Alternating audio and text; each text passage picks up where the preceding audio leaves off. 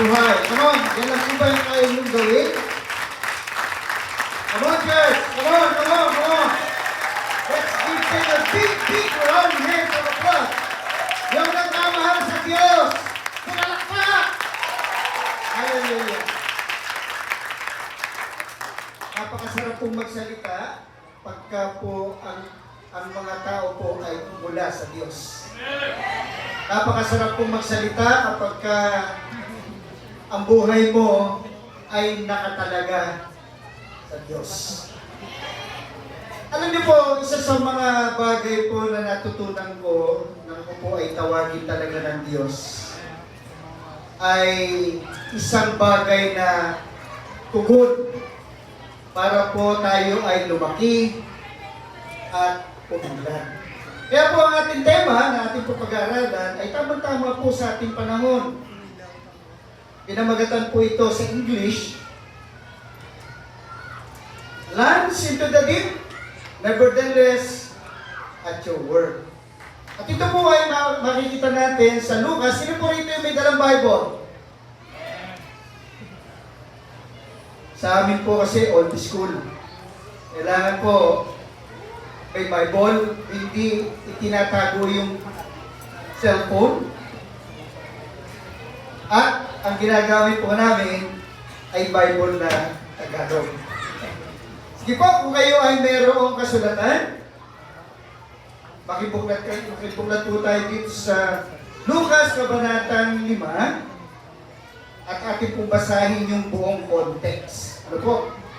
Ang sabi po rito, minsan habang nakatayo si Jesus sa tabi ng lawa ng Genesaret, nagsiksikan ang napakaraming tao sa paglapit sa Kanya upang makinig ng salita ng Diyos. Verse 2, may nakita siyang dalawang bangka sa baybayin. Nililinisan ng mga mangisda ang kanilang mga lambat at wala sila sa kanilang bangka. Sabihin, nasa pangpang po yun. Verse 3, sumakay siya sa isa sa mga ito na pag-aari ni Simon. Hiniling niya rito na ilayo ng kaunti ang bangka mula sa baybayin, and then ano po yung sumunod? Naupo siya sa bangka at nangaral sa mga tao. Verse 4, pagkatapos niyang mangaral, sinabi niya kay Simon, pumalaot kayo, ihulog ang mga lambat upang manghuli. Ito po yung Plunge into the deep. Hallelujah. And then verse 5, sumagot si Simon, Guro, magdamag po kaming nagpagod, ngunit wala kaming nahuli. Ngunit dahil sa sinabi ninyo, ihulog ko ang mga lambat. Ganun nga ang ginawa nila, at nakahuli sila ng maraming isda. Kaya't halos napunit ang kanilang mga lambat. And then verse 7, inawayan nila ang kanilang mga kasamahang nasa kabilang bangka upang magpatulong. Lumapit naman ang mga ito at napuno nila ang dalawang bangka. Ano pat? Halos lumubog ang mga ito. Nang makita yun ni Simon Pedro, siya'y lumuhod sa harap ni Jesus at sinabi, lumayo kayo sa aking Panginoon sapagkat ako'y isang makasalanan. And then verse 9, nang kilala siya at ang kanyang mga kasama dahil sa dami ng kanilang huli, gayon din sina Santiago at Juan na mga anak ni Zebedeo, mga kasosyo ni Simon. Sinabi ni Jesus kay Simon, huwag kang matakot, mula ngayon, mga tao na sa halip na mga isda ang iyong hulihin. And then verse 11, nang maitabi nila ang mga bangka sa pangpang, iniwan nila ang lahat at sumunod Jesus. Amen. Po, tayo po sandali ay yumuko at manalangin. Mahabaging Diyos, patuloy po namin pinaglilingkuran at sinasamba. Sa mga pangyarihang pangalan po ng iyong anak na si Jesus at sa patnubay po ng banal mong Espiritu Santo, o mahabaging Diyos, mula po nang itinapak namin ang aming mga pangyapak sa sanctuary nito, O Diyos. Walang bagay po na hindi nahayag sa iyong paningin. Lahat po iyong nakita, maging aming sinalitay iyong narinig, maging aming laman ng isip at puso'y iyo pong nasa liksi. Kaya po sa hapong ito, Ama, anuman yung hindi naging kalugod-lugod po sa iyo, sa hapong ito, ay inihingi po namin ito ng tawad sa iyo. Hugasan mo kami, Panginoon. At patuloy na dalisahin upang sa aming paglapit ay maging dapat po kami. At sa hapong ito, O Diyos, turuan niyo po kami sa pamamagitan ng Banal na Espiritu Santo. Huwag akong makita nila kundi ikaw, Panginoon, sa hapong ito. Maraming pong salamat at ngayon pa lamang ay nangkila po namin ang katagumpayan at sa iyo ang lahat ng kapurihan, ang karangalan, ang kaluwalhatian, noon ngayon at magpasawalang hanggan. Amen? Amen. Amen. Kaya bigyan po natin ulit ng palakpakan ng Diyos. Bibigyan po natin ito ng maikling background. Ito pong istorya nito ay nabanggit din po ito sa Matthew chapter 4 verse 18. Kaya lang po, sa kwento ni Matthew, nung tawagin sila Pedro, bigla nilang iniwan yung kanilang pangingisda. Dadagpat dito po, sa kwento at sulat po ni Lucas, palibasa po ay detalyado, dito po nila ito ikinuwento. Then ikalawa na dapat po natin makita, sina Pedro po at yung kanyang kapatid na si Andres, yan po ay mga alagad dati ni John the Baptist. Mababasa niyo po yan, kung kayo po ay mayroong Biblia sa bahay na lang mo ninyo buksan, sa John chapter 1, verse 29 to 42. Now, ang sabi po ni John the Baptist, bago niya ituro si Jesus, sabi po doon sa kwento ni Juan, sabi niya, nakita namin ang kordero. Sabi ni Juan, ito ang kordero ng Diyos na nag-aalis ng kasalanan ng sanlibutan. Sabi ng mga Hudyo, paano mo nalaman na yan ang kordero ng Diyos na nag-aalis ng kasalanan ng sanlibutan? Sapagkat anya'y bumabautismo ako, yung nag-utos anya sa akin ng bumautismo, ang siyang nagsabi na kung sino anyang bababaan ng banal na Espiritu Santo, siya ang bumabautismo sa Espiritu. Kaya po, nung dumadaan na si Jesus, marahil kasama niya yung kanyang mga apostol na yun, yung mga kanyang mga follower, kabilang dyan si John the Baptist, si Juan, yung magkapatid, at saka si Pedro, itinuro niya ngayon, ito ang kordero ng Diyos na nag-aalis ng kasalanan ng sanlibutan. Dapat isang bagay po ang hindi maiiwasan, ano? Nung ito po'y narinig nila Pedro, pinuntahan naman nila si Jesus. Kaya lang po, hindi sa isang bagay na katulad po nung ikinukwento ni Lucas na kung paano talaga sila tinawag ng Diyos. Now, to make the story short, nung si John the Baptist po ay pinapatay na, ayun po, yun pong mga alagad na ito ay bumalik ulit sa pangingisda. Kaya yun yung senaryo noong mga panahon na yon na si Jesus na ay nangangaral at tamang-tama naman sa pangangaral niya sa baybayin na yon, naroroon si Pedro at ang kanyang kapatid na naglilinis na ng lambat. Kaya makita po ninyo, no? Kapag ang isang tao talaga hinahanap ang Diyos talaga hahanapin po yan. Awit, Kabanatang 14. Kaya huwag kang magtaka kung bakit ka narito ngayon. Ito hindi insidente, kundi ito'y tawag ng Diyos upang magpakilala sa iyo. In the sense na ang Diyos ay mabuti. Now, tingnan po natin yung senaryo. Naglalakad po gano'n si Jesus sa baybayin ng Genesaret. Imagine niyo po yung pritil sa Binahonan. Doon po ay garahe yun ng mga mangingisda. Naglalakad po si Jesus na ganyan sa baybayin kasama yung mga tao. Now, para maturuan niya po yung mga tao, nakita niya si Pedro na naglilinis na ng lambat doon sa gilid ng bangka. Marahil, inas niya si Pedro, pwede bang sumakay sa bangka mo? Pumayag po ba si Pedro? Tingin ko po.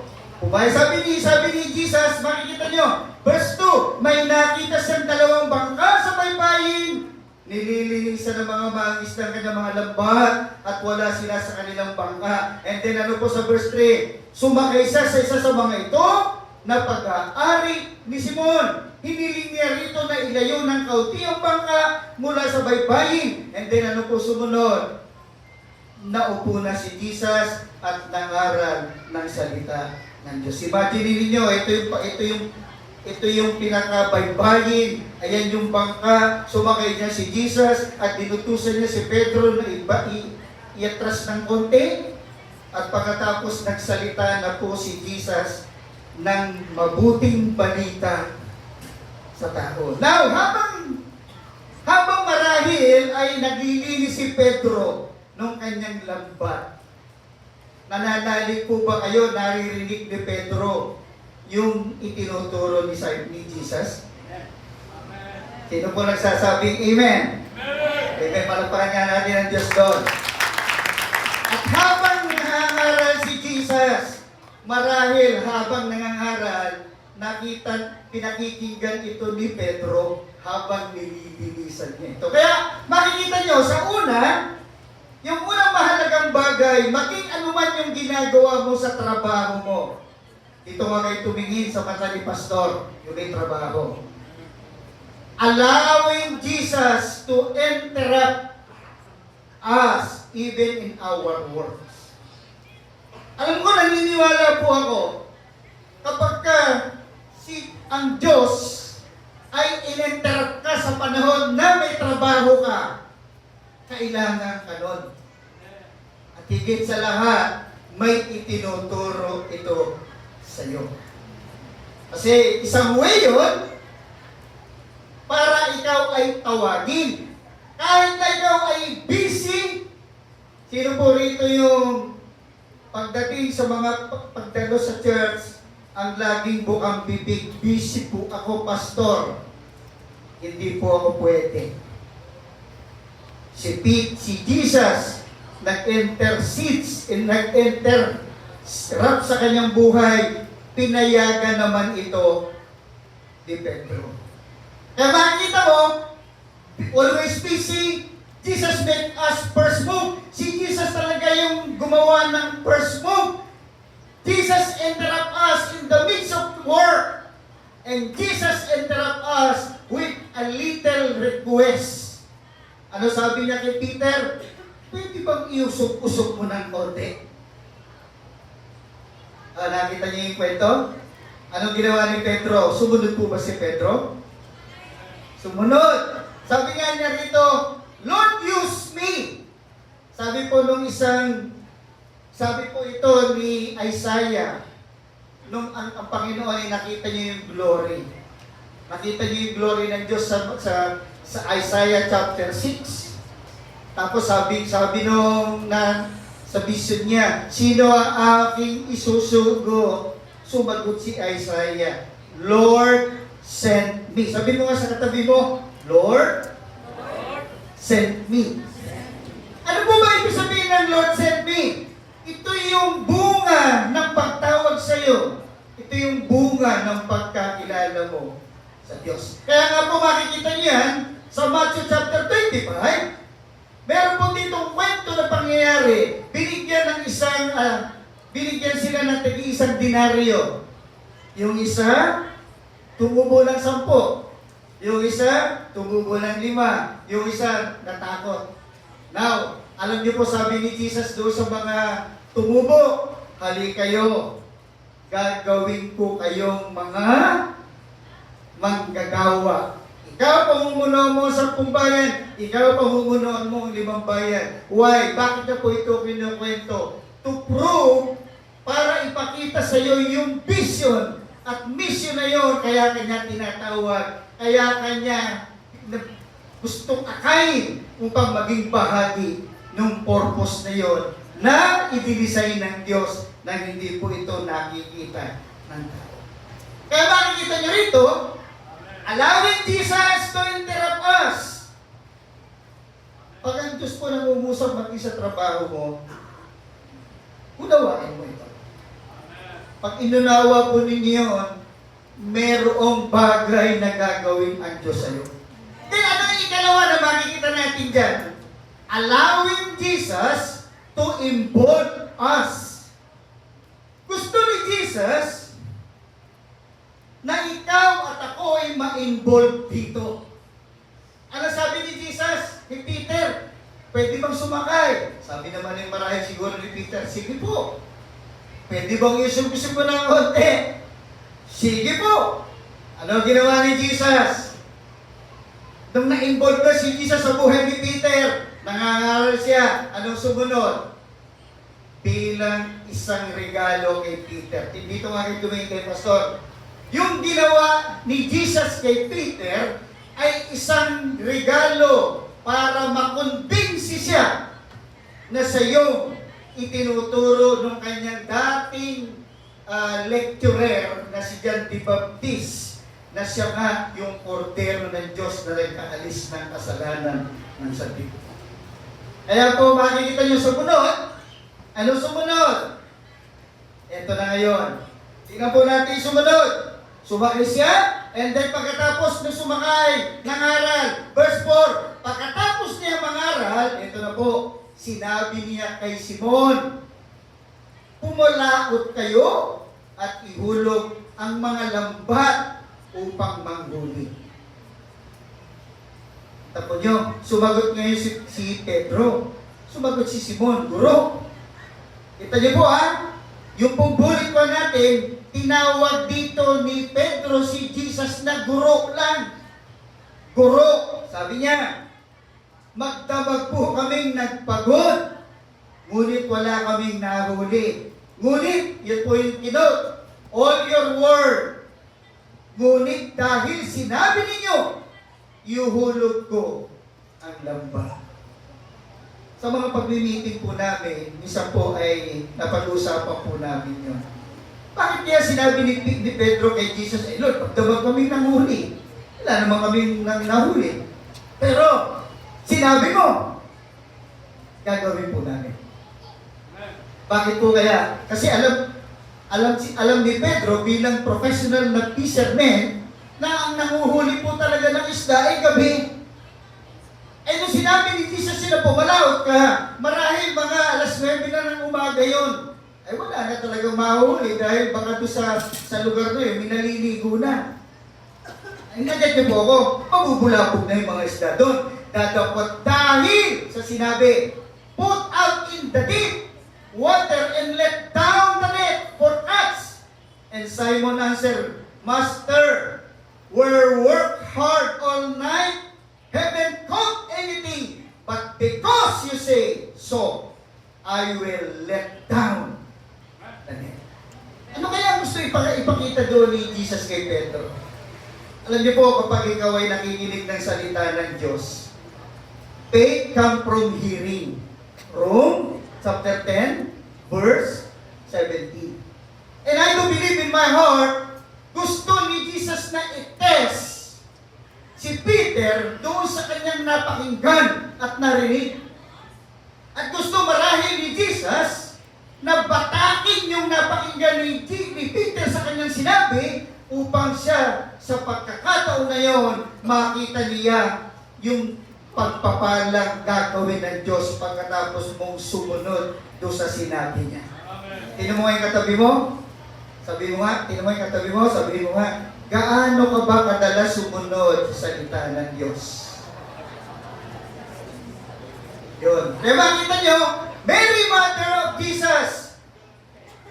Yung nanay ni Jesus, mga kapatid magulang, nung binati po yan ng anghel, bukod kang pinagpala sa babae, sabi niya.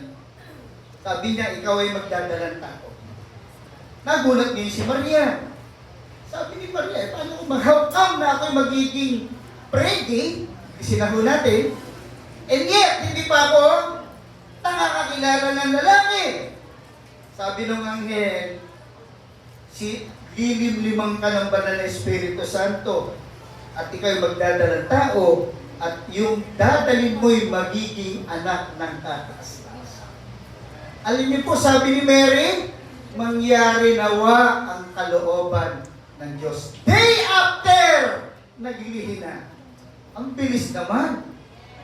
3 araw pa lang sinabi, nung 3 araw na yun, dinalaw niya yung kanyang pinsan. Lumundag na yung si John the Baptist doon na nagagalak doon sa nanay anya ng ating Panginoon, dinalaw ako. Pero mo, nagdadalang tao lang, 3 araw pa lang sinabi ng anghel sa kanya yon. Meron po bang ganon? Ang bilis, di po ba? Bakit kaya nangyari? Dahil sumunod, dahil tinanggap niya, dahil nanampalataya siya, dahil sa nagtiwala siya doon sa nag-uutos at nagsasabi. Kaya makikita niyo po, sa unang-una ngayon, Jesus involved us with obedience and test. Peter finally walked in faith as the result. Ito nga po, ano po yung resulta? Tingnan po natin yung scene 7. Ganun nga ang ginawa nila. At nakahuli sila ng maraming isda.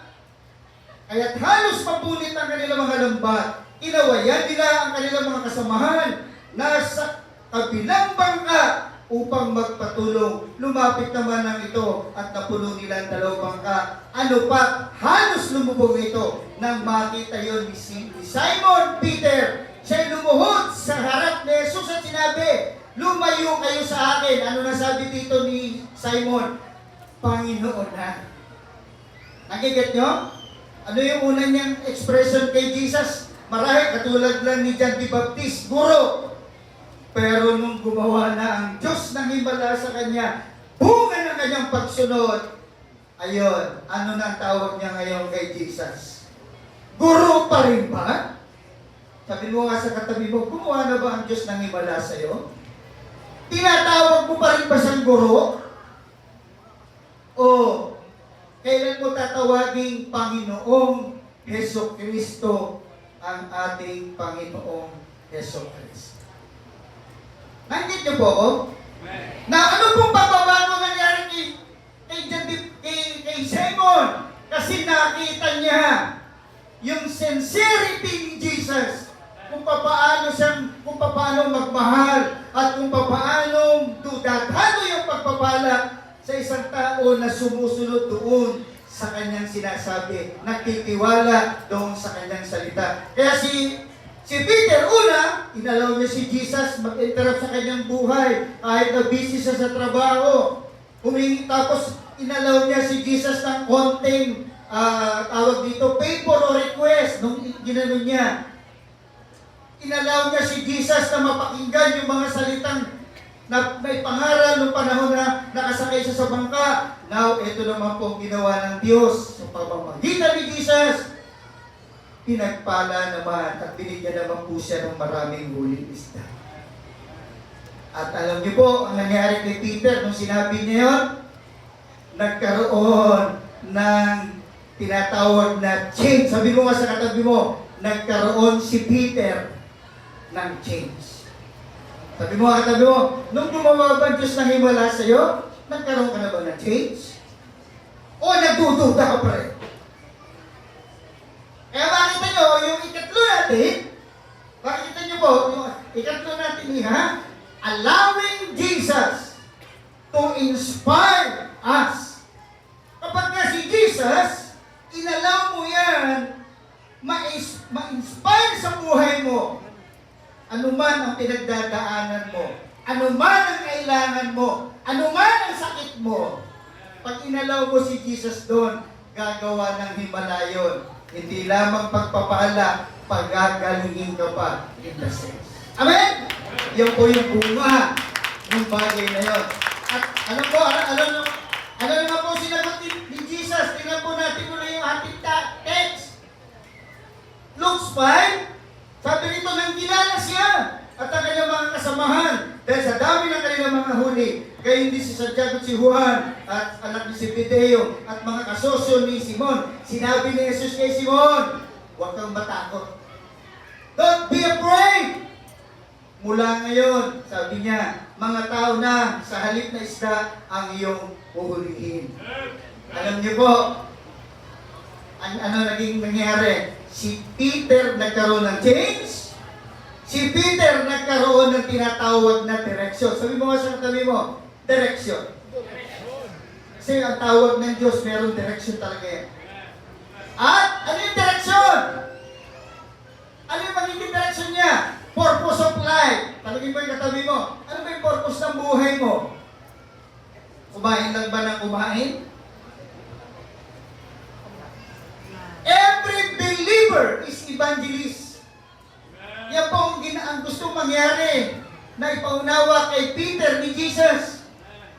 Tinawag ka, pinakitaan ka ng himala, binigyan ka ng mga pagpapala. Ang layo nun ay para tuluyan mo siyang mahalin at paglingkod. Kaya makikita nyo, ano yung mga nangyari at ginawa ni Jesus sa kanya. Una, sabi mo sa katabi mo, dapat ikaw ay laging involved sa kanyang kaharian. Sabi mo nga, involvement is important. Kung wala si Jesus o kung wala si Peter, hindi siya naging kasali ron. Useless po yun.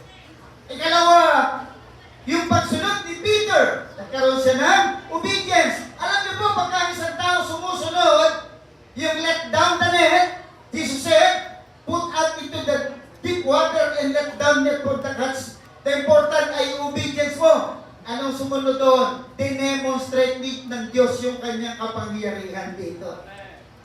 Gusto mo lagi kapangyarihan ng Diyos ay i-demonstrate sa'yo? Sumunod ka palagi sa salita at pangako ng Diyos. Bakit? Kasi kang kanya pagpapalain. Obedience bring blessing. Sabi mo sa katabi mo, obedience bring blessing. Ano po ba ibig sabihin ng obedience? Meron po kasi mukha konti-konti lang po, no? Isa po, okay pa? Meron po kasi tinatawag na obedience. Ganitong mga obedience. Para mga kabataan. Sabi niya, ma'am, sabi niya, Inday! Bili ka nga ng asin. Sandali lang po. Pero pagkatapos, sumunod naman. Di ba? Pero naman isang ganito. Bili ka ng betsin! Kinuha yung pambili. Lumabas, sumunod naman. Kaya lang ang tagal bago dumating. At meron naman po talagang obedience na matapos niyang tanggapin, sumunod, naupo muna at na mahinga. Kaya ito po yung sinasabi ng Lord sa Luke 13. Sabi niya, daratingan niya ang anak ng tao. Sabi niya gano'n. Kapag ang isang sabahayan ay dumating sa kanyang tahanan, kakatok niya yung Panginoon doon. Yung sino ang unang mag-uuna-unahang magbukas ng pinto, siya yung magkakaroon ng malaking gantimpala. Yan po ay sinasabi doon. Kapag ganyan, nakasarado na yon, sasabihin nung nasa labas, Lord, nangaral kami sa'yo, sarado na eh, ano gagawin natin? It is God prerogative. Bakit? Kasi binigyan ka ng pagkakataon dito. Kaya po, sa tema natin na to, na ihulog ang lamba, muli po nating pagsama-samahin ang ating nakasatulong at biyaya ng Diyos na mag-evangelism po. Ihulog po natin ang lambat sa mga komunidad natin. Nang sa ganun po, sabi nga, 2 o 3 kaluluwa, kapag kami tunay na tupa ang Diyos dyan na nakarinig ng pangangaral ng salita ng Diyos, tatawagin niya, akayin niya. Bakit? Kasi obedient bring blessing. Katulad ni Peter, yung pagsunod niya, ito ay nag-create ng blessing. Alam niyo po sa kasaysayan, diba, basahin pa ho natin ulit. Ito po, sabi ko rito sa verse 11, na may tabi na nila ang mga labangka sa pampang, iniwan nila ang lahat at sumunod kay Jesus. Saan dinala yung isda na kanilang nahuli? Hinayaan lang ba yun? Sabi ng mga opinion, maaaring ipinabigay. Maaaring ipinenta. Alam niyo po ba, sa kwentong yan, dyan nagsimula na kumuha ng pondo si Jesus, yung 4 na alagad na yon na kasama niya, para humayo at mababa sa iyo pagdating sa 6. At tinawag na niya si Matthew, tinawag na niya yung mga alagad niya, nakabuo siya ng 12. Kaya yung pagpapalang ibinigay na yun ni Jesus sa kanila, yun yung naging pondo nila para makapagsimula sa paghayo kasama si Jesus. Pag-aralan niyo po yung chapter at konteksto na yun, yun po talaga. Kaya makita natin, maaaring ipinamigay, maaaring ibinenta, at yung kabentahan na yon, ginamit marahil nila para sila'y makahayo na together with our Lord. Amen? Pagpapaan nga po natin ang Diyos na buhay. Kaya pagkabigyan ka ng Diyos ng blessing, bunga ng pagsunod mo, dito kayo tumingin, gamitin din po natin ito for the glory. Bakit? Kasi pag ikaw ay, pag binuksan mo yon, lalo dadami, uunlad. Bakit? Dahil ang Diyos na ito ay magpuproduce at maggagawa ng mga himala doon sa mga tao na ang kanilang puso ay nasa pagsunod, ang kanilang puso ay nasa paghayo, ang kanilang puso ay nasa pagtitiwala sa Diyos na sa kanila ay tumawag. Kaya, ulitin po natin ulit, i-recap po natin. Una, kailangan po, i-allow po natin si Jesus sa ating puso. Kahit anong busy mo kapatid, allow Jesus to interrupt to your life. And then, ano yung pangalawa? Allow Jesus to involve in your life. Allow Jesus to inspire you day by day ng iyong buhay. At ang resulta nito, papala. Bakit? Kasi magkakaroon ka ng direksyon, magkakaroon ka ng true change, at higit po sa lahat, ang puso mo ay patuloy na naglaapoy, nagliliyab, para paglingkuran ng Diyos na buhay na ito. Sabi nga, to die is to live. Amen? Pagpapayan natin ang Diyos na buhay. Come on, sir! May ginagawa po natin tumayo. Pwede ko ba tawagin nyo ha? Sandali na, pwede ba? Isa? Tawagin ko nga yung musician ko. Yung musician po ng Batangas. Hello? Awitin nga natin yung, alam nyo ba yung lyric na natagpuan? Eh, sandali lang po. Alam nyo ba ito ba? O, sige yan, ano? Sandali yan, ano? Sige yan.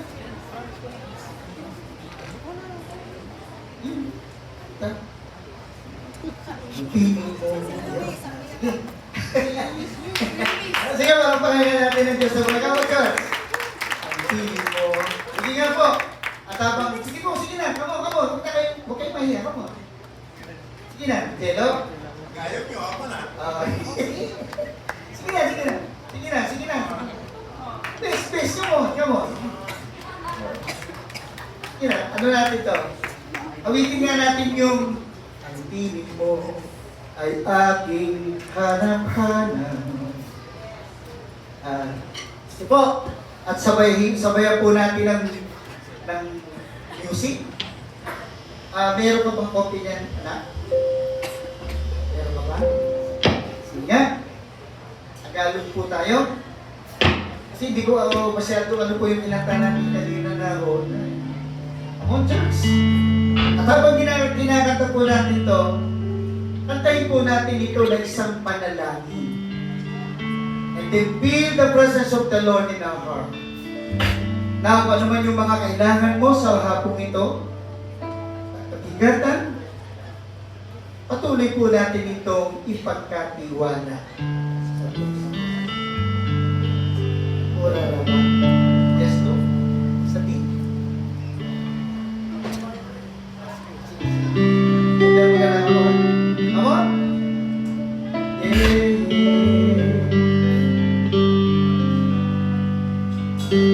Oh, yes, Lord. Patuloy ka namin sasampahin. Luluwa sa panahon naman na end time, sa panahon na marami po mga churches na nakangaranas po ng shaking, I do believe in my heart. Hindi po may clear yung babae. Sa mga lalaking babae, itinigdig po ngayon sa hapong ito. Hindi lang para i-celebrate Ama ang pasasalamat namin sa 20 taon na ito ng Central Church. Para i-contribute at ibigay po namin ito sa aming late Emeritus Bishop Loreto Laiso. But for your glory, O Diyos. Come on. Di mo aking hanapan sa gitna ng bawat takot at pag-ibig. Come on, Diyos.